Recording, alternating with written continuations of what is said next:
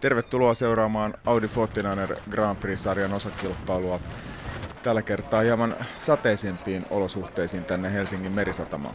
Noora ja Milla, teillä on ollut tosi hieno GP-sarjan aloitus. Te olette pistänyt kovasti kampoille kundeille. Tuleeko tämä jatkuu noususuhtaisesti? Toivotaan. Mikä teidän salaisuus, te menette todella lujaa siellä?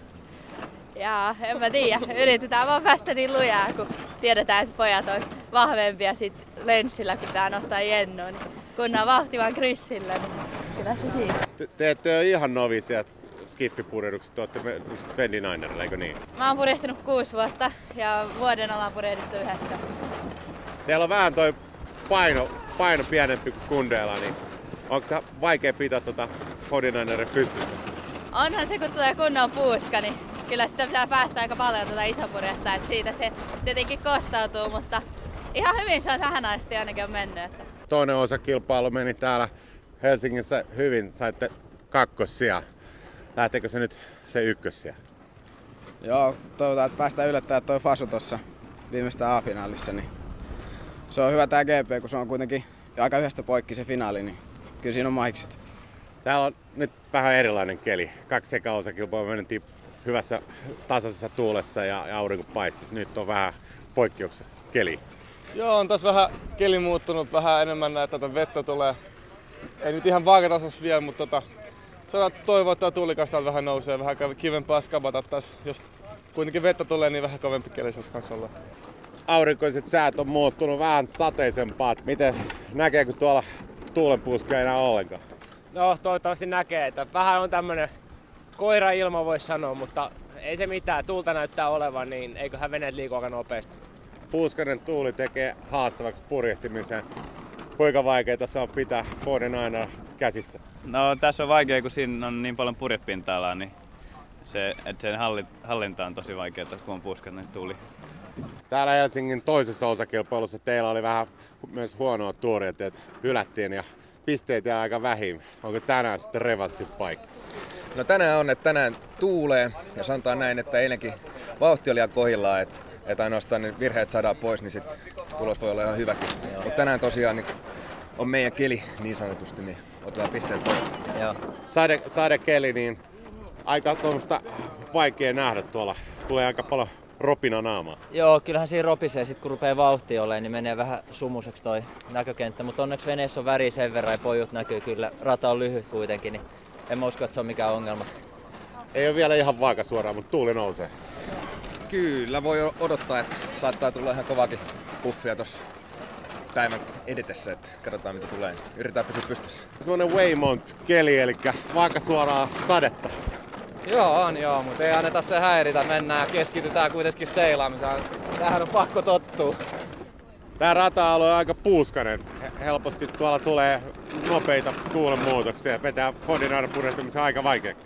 Joo, tai siinä pitää tosiaan keskittyä siihen, että toinen on koko ajan kattoo ulos veneestä, että mitä sieltä tulee. Et pitää koko ajan jatkuva kommunikaatio, niin sillä se hoidetaan. Suomen mestaruuspistettilanne 2 osakilpailun jälkeen on sellainen, että Team Fatserin Sininen, Lauri Lehtinen, Kalle Baski johtavat 22 pisteellä. Se on maksimimäärä, mitä pisteitä 2 osakilpailussa voi purjehtia, eli kaikki on voitettu tähän mennessä, mitä voi. Ensimmäisen karstalähtöön tässä kuitenkin tässä 3. osakilpailussa on nyt 2 sekuntia aikaa ja aika tasaisesti siellä tullaan linjalle, mutta nyt on Fatserin Sininen tuossa kiinni tuossa toisessa lähtömerkissä ja joutuu lähteä kiertämään sitä. Aika isoja ongelmia myös Slam-veneellä, joka estää sitten samalla myös Team Fatserin Sinisen paluun tuonne lähtölinjalle. Ajatuvat kyllä monta 10 metriä poispäin ja hässäkkää riittää. Siellä taitaa Audi 49 kaatua, mutta hyvin vapaissa tuulissa Warburgin Halssilla suuntaan merelle tuossa Mikko Rosti ja Niklas Borenius. Mutta näin paljon tässä nähdään, kuva vasemmassa reunassa Rosti Borenius ja siellä oli sitten noin reilu 50 metriä oli Slam ja Fatserin Sininen jäänyt jo perään. Tässä menee Mikko Hentinen ja Robin Lilius ja sieltä takaa pyyhältää sitten Kuusakoski, Joonas Lindahl ja Joel Tykkyläinen. Nyt näyttää mielenkiintoista kumpi näistä venekunnista sitten, että lähtöä johtaa. Taitaa olla Kuusakosken vuoro nousta sitten kärkipaikalla. Kuusakoski vetää siinä kovaa ja on miehistö itse asiassa aika hyvässä asennossa. Hyvä vauhti, hyvä asento ja noin hyvällä halssilla siitä mennään kohti ylämerkkiä. Kuusakoski näyttäisi olevan aika selkeässä johdossa nyt. Rata on tässä Hernesaaren ja Merisataman välissä ja purjehditaan nyt itätuulta ja kohti ylämerkkiä, joka sijaitsee tuossa aallonmurtajan reunassa ja tuuli ikään kuin heikkenee ja muuttuu mutkikkaammaksi kohti ylämerkkiä purjehdittaessa ja haastetta riittää jokaiselle miehistölle. Joo, tosiaan tässä ylämerkki on, kuten kuvista näkyy, aivan tuon aallonmurtajan vieressä ja siellä on kyllä taktisia kuvioita, ongelmia, haasteita aiheuttaa tuo tuulen voimakkuuden vaihtelu, mutta hyvin sieltä merkin kiertävät Kuusakoski ja tässä kakkosena AVA-ortolääkärit Kotamies Grönholm. Ja kolmantena Mikko Hentinen, Robin Lilius ja neljäntenä sarjaa johtava Team Fatserin Sininen. Heille hieman erikoinen paikka, sanoisinko. Mutta hyvin kyllä Fatseri nousi tuossa ensimmäisellä kryssillä, koska tuo startti oli heidän kannaltaan kyllä erittäin hankala. Siellä Suomen olympiamiehistö tekee täyttä työtä ja sadetta kyllä näyttää piisavan. Kaatosade vaikuttaa myös tuohon taktiseen tilanteeseen sillä tavalla, että tyynellä, tai siis sateettomalla kelillä on tuota tyynän ja puuskan eroa hieman helpompi havaita tuossa vedenpinnassa, mutta kun sade piskaa veden aika tuollaiseksi tasaisen harmaaksi, niin siitä ei oikein erota, missä puuskat menevät, vai onko se vaan rankempaa sadetta. Joten tässä tämä purjehtiminen on aika erilaista rankkasateessa kuin auringonpaisteessa. Sieltä kyllä Team Fatserin Sininen täytyy pujahtaa noin kahden veneen välistä, eli nyt ainakin AVA-ortolääkärit on jäänyt taakse ja taitaa jäädä kyllä tuo Hentinen ja Liliuskin tuohon perään katselemaan, että kakkoseksi noustaan. Enää on toi Kuusakosken miehistö tuolla etupaikkaa pitämässä ja kyllä hyvä vauhti ja sitä noustaan. Nyt on mielenkiintoista nähdä, että riittääkö kierrokset Kuusakoskelle vai pääseekö Team Fatseriin ottamaan jälleen lähtöllä voiton. Upea kyllä seurata tuota Lauri Lehtisen Kalle Baskin työskentelyä, että noin vaan sieltä noustiin Fleetin läpi suoraan kakkostilalle ja Kuusakoskella on täysi työ pitää tuossa Lehtinen Bask takana. Kuusakoski purjehtii kyllä hyvää vauhtia ja siellä Team Fatserin Sininen totesi, että nyt täytyy lähteä samaan suuntaan, että ainakin päästään nyt sitten kamppailemaan vauhdin kanssa, että kumpi tästä tämän karsintalähdön voiton ottaa. Ja nyt ainakin kunnia kyseessä sitten, että pystyykö Team Fatserin Sininen ottamaan kauden kaikki lähtövoitot. Siinä onkin varmaan kova paikka Kuusakosken Lindahl Tykkyläisellä näyttää, että ei sieltä päästetäkään olympiaedustajia ja vanhoja konkareita niin vaan kovin helposti ohitse. Niitä kyllä ihan näin sumunen tämä keli todellisuudessa on, mutta näin kuvassa niin tämä sade vetää tämän todella harmaaksi, mutta kyllä tuo sade myös näkyvyyttä haittaa, koska vähintään sitten tukasta valuu jatkuvasti vettä silmiin, jos ei, vaikka ei purjehtisikaan tuulta vasten. Joo, vettä tulee kaatamalla ja sitten oman mausteensa tähän kilpailuun jälleen kerran tällä Etelä-Sataman rata-alueella tekee tämä vesiliikenne, eli täällä rata on lähellä vilkkaasti liikennöityjä väyliä ja siellä koko aika suihattelee, jos ei muuten katsojaveneitä tai kuvausveneitä, niin muuten vaan muuta vesiliikennettä ja se on ihan tietenkin jännä lisä tähän kisaamiseen. Siinä on nyt kyllä Fatser nousemassa iskuetäisyydellä ja shiftit on aika valtavia ja oikein tiedetä mihin väliin nyt sitten mentäisiin. Kuusakoski pysähtyy täysin tuossa käännöksessä ja meinaa kaatua melkein. Mutta sieltä se vene kuitenkin lähtee liikkeelle, mutta hieman takerellen käy tuo merkin kiertäminen johtavalta Kuusakoskelta. Lauri ja Kalle huohottaa niskaan ja nyt on kyllä tiukat paikat, koska Team Fatserin Sininen on äärimmäisen nopea ja nyt se ohitus tapahtuu ja ei kyllä auta enää.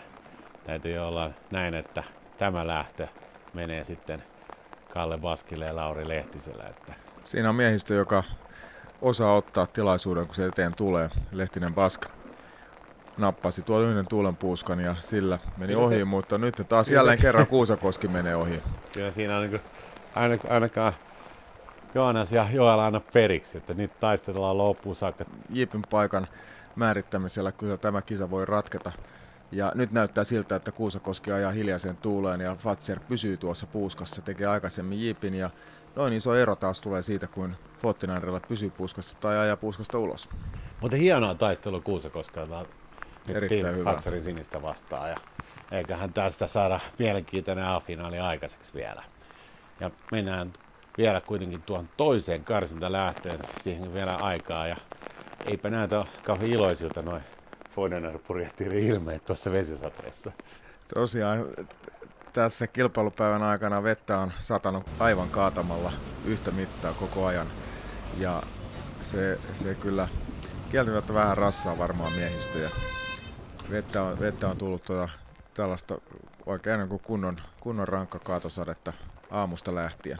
Kuusakoski sai kyllä ihan mukavan lähdön tuosta oikeanpuoleisesta lähtöpojusta ja Team Fatserin sininen yritti tuolta Barpuurin pojulta, mutta ei ihan onnistunut siinä suunnitelmien mukaan, joutui menemään muiden perästä, mutta kuitenkin saman tien vapaisiin tuuliin tuonne merenpuoleiseen reunaan.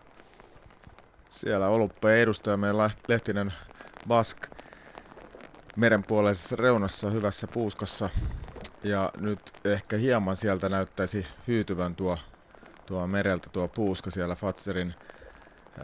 Kalle Bask joutuu tulemaan sisään ja rannan puolelta tuleekin tuolta Slam, nuorempi Lindaaleista Eki Lindaal ja Gastina Max Hasselblad tulee upeasti kärkeen ja Gant Ladies. Gant Ladieskin menee Team Fatserin siniseen edestä, mutta mielenkiintoiset vaiheet tulevat vastaan, kun mennään enemmän tuonne ylämerkille, joka on tuolla aallonmurtajan suojassa ja puuskat alkaa tulla mistä sattuu ja täältä rannan kulmasta niin Team Fatserin sininen hakee nyt nostuvaa puuskaa.